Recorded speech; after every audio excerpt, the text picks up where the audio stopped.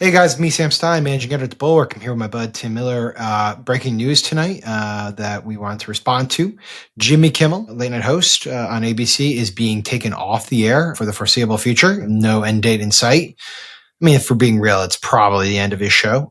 What started as a campaign to get him in trouble from Brendan Carr, who is the chair of the FCC, turned into an actual reprimand, first from Nexstar, which is a broadcast licensor, and then from Disney itself, which pulled him off. And we are in a situation now where basically one of the more prominent late night hosts and entertainers and comedians in the country has been taken off the air. It is what it is.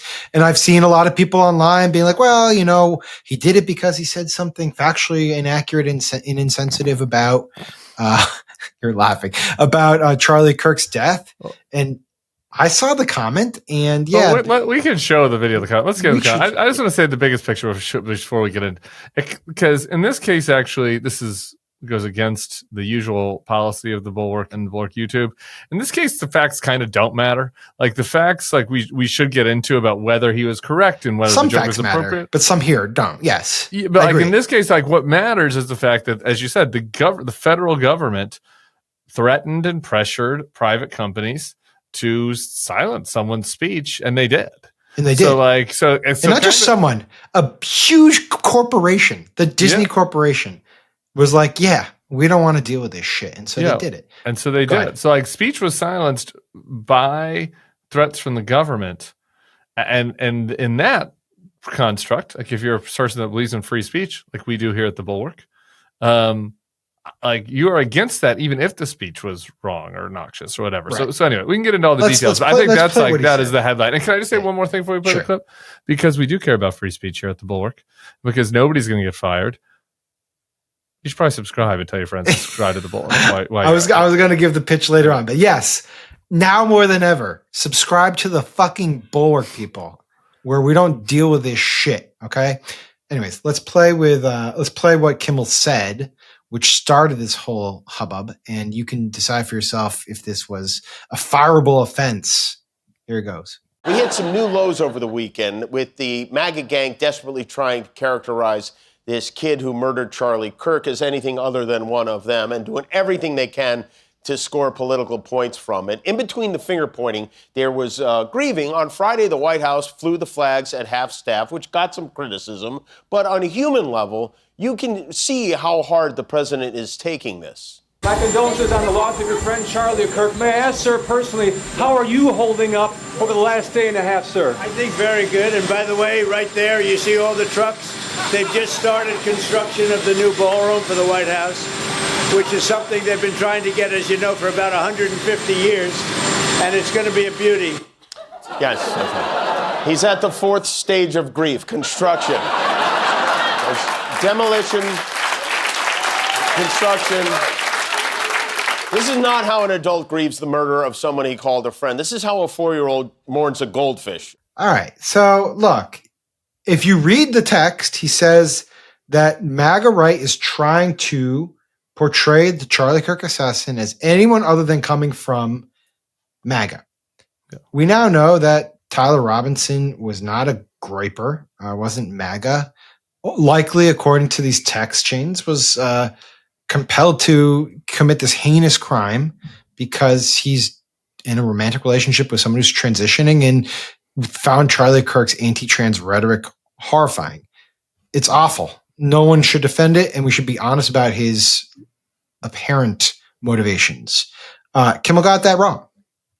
But kind of did he? That's a good point. Like, there's a way to think about it where he's just saying, yeah, they're trying to deflect whatever blame could be put on them. Yeah, this is not, look, and anybody who's been watching the channel knows that I've been very meticulous about this and do not broker any, sympathy for people who are out there trying to be like, well, I don't know, maybe this is a false flag, and maybe it's the Jews, and maybe it is MAGA. It's like, it's pretty clear what this is.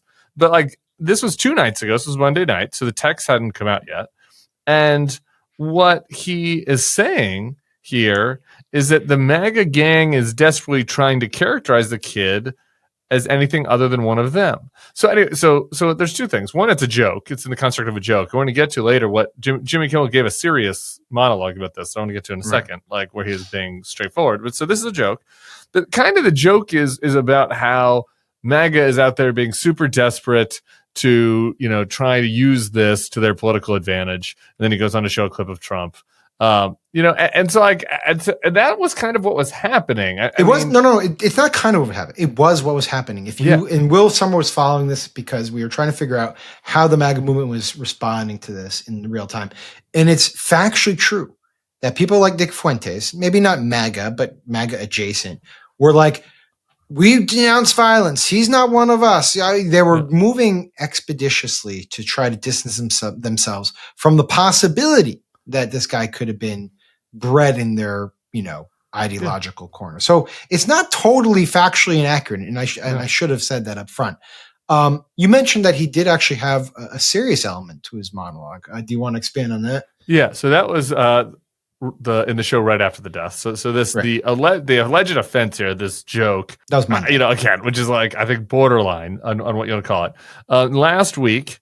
He did a monologue in the show right after Kirk's assassination. Where, like the rest of the country, we're still trying to wrap our heads around the senseless murder of the popular podcaster and conservative activist Charlie Kirk yesterday, whose death has amplified our anger, our differences. And I've seen a lot of extraordinarily vile responses to this from both sides of the political spectrum. Some people are cheering this, which is something I won't ever understand. And we had another school shooting yesterday in Colorado, the 100th one of the year. And with all these terrible things happening, you would think that our president will at least make an attempt to bring us together. But he didn't. President Obama did. President Biden did. Presidents Bush and Clinton did. President Trump did not. Instead, he blamed Democrats for their rhetoric. I've seen a lot of extraordinarily vile responses to this from both sides of the political spectrum. Some people are cheering this, which is something I won't ever understand. We had another school shooting in Colorado yesterday, the 100th one of the year. With all these terrible things happening, you would think that the president would at least make an attempt to bring us together, but he didn't. So like that, if the accusation, and again, as I said at the stop, no, he should not be removed from the air by threat from the government, even if he was cheering assassination or something. I don't know. I mean, Bill Maher, remember when he got kicked out of Politically Incorrect for saying, I forget what it was, but insensitive stuff following a terrorist attack, like that shouldn't happen in this country. And it definitely shouldn't happen because of government pressure. But like that is not like Jimmy Kimmel was not one of these, fire breathing leftists who were saying, who were cheering Kirk. He just wasn't. He did the opposite. He specifically condemned people cheering the attack. He specifically said he would and it's something that he doesn't understand how someone could do that. So like, I mean, he was. Again, it's like if he was irresponsible, this would still be bad, but he wasn't. Right? He was responsible, and he told the joke that was like a little kind of borderline. Like that's it. That's all that happened. Of course, we're sort of dancing around this because it's all pretextual, right? It's like Donald Trump hates Jimmy Kimmel. The word of the week, kind of pretextual. Yeah, everyone loves saying pretextual now. Makes you sound a little smart, I guess. Yeah, I know. And everything is pretextual, so it's accurate. It's just it's kind of the hot word of the week. I will stop using it. No, so Donald Trump. Sarah used it like 12 times on the Next Level podcast today, and she was right every time. I'm just noticing that word is in vogue. All right. Well, this is pretextual. I'm sorry. It's all right. Don't worry about it. Donald Trump hates Jimmy Kimmel. Donald Trump said sometime in like July or something that Jimmy Kimmel was next after what happened with Stephen Colbert. Fallon has no talent. Kimmel has no talent. They're next. They're going to be going. I hear they're going to be going. I don't know, but I would imagine because they get, Colbert has better ratings than Kimmel or Fallon. You know that. Donald Trump has long tweeted or posted, mocking and going after Jimmy Kimmel. And Jimmy Kimmel really doesn't like Donald Trump. And the idea here that they had something to go on to get Jimmy Kimmel thrown off the air was obvious because Brendan Carr, who is the chair of the FCC, went on Benny Johnson's show and basically laid out the exact path for how this was going to transpire. We have the video, so let's play the video of him on Benny Johnson. When you look at the conduct that has taken place by Jimmy Kimmel, it appears to be some of the sickest conduct possible. As you've indicated, there are avenues here for the FCC. So there are some ways in which I need to be a little bit careful, because we could be called ultimately to be a judge on some of these claims that come up. But I don't think this is an isolated incident. I mean, obviously, look, there's calls for Kimmel to be fired. I think you could certainly see a path forward for suspension over this. And again, the FCC is going to have remedies that we could look at.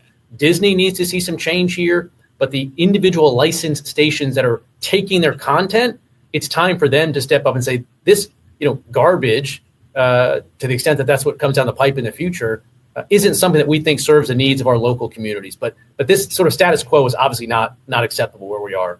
This is the part here, like to your point about how they lay out the exact path. It's the exact path. It is the exact path. Yeah. He says, here's the quote: Disney needs to see some change here, but the individual licensed stations that are taking their content, it's time for them to step up and say this.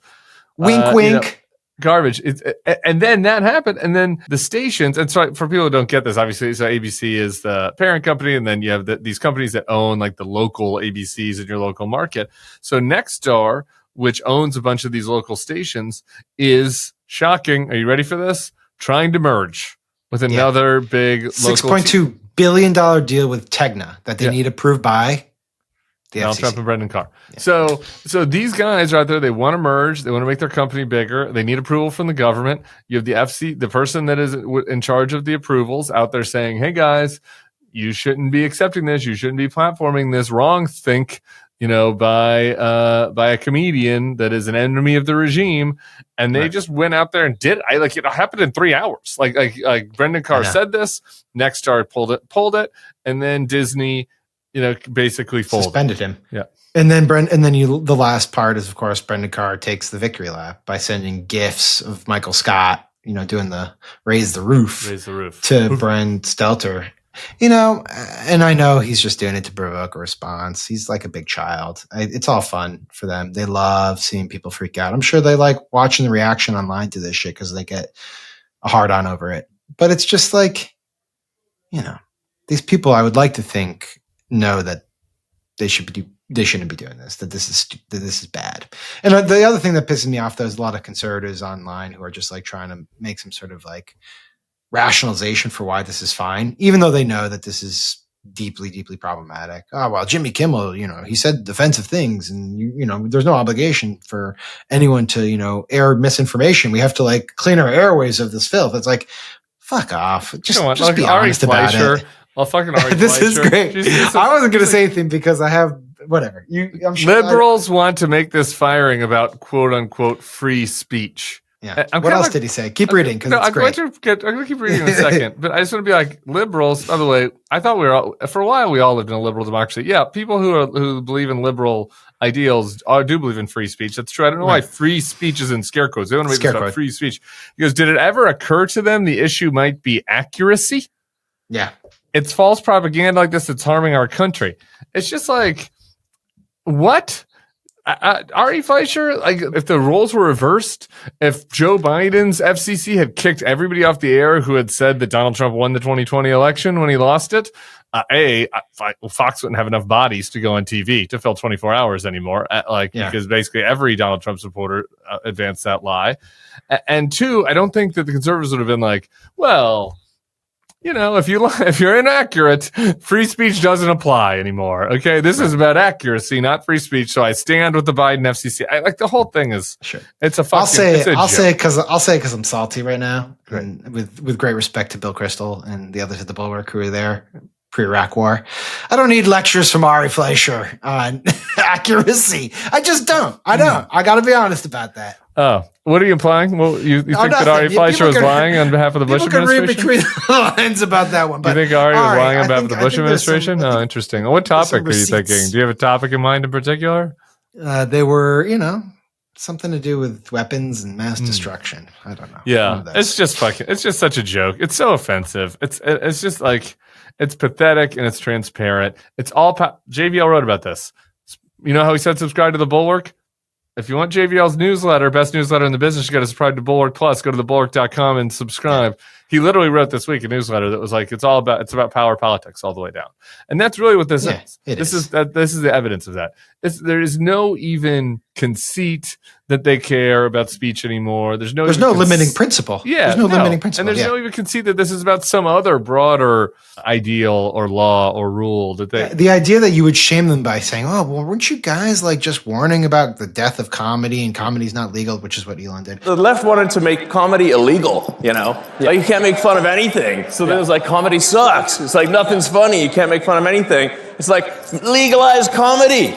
And weren't you the ones who like were so worried about wokeness, like going after people who said like hateful things and that people should be fined, saying like they're not shameable by pointing at the hypocrisy. And in fact, it's much worse because at this point, it's not just the online mob who's like going after people. This is the sanctioned campaign targeting giant corporations by the president and his henchmen at the FCC. That's what this is. I mean, let's just be honest about it. So dark place I'm in. Yeah, they don't care. And this is a good point.